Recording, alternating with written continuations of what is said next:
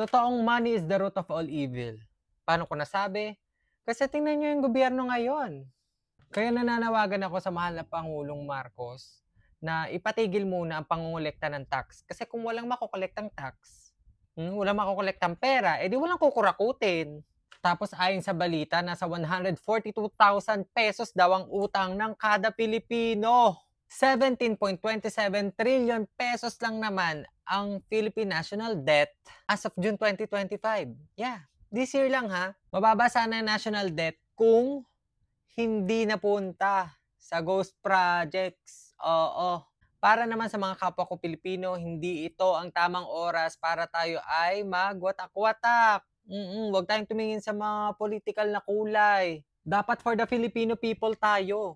Magkaisa. Hindi pwedeng sapula-saputi tayo dito. Magkakampi tayo. Talasan natin yung ating pag-iisip.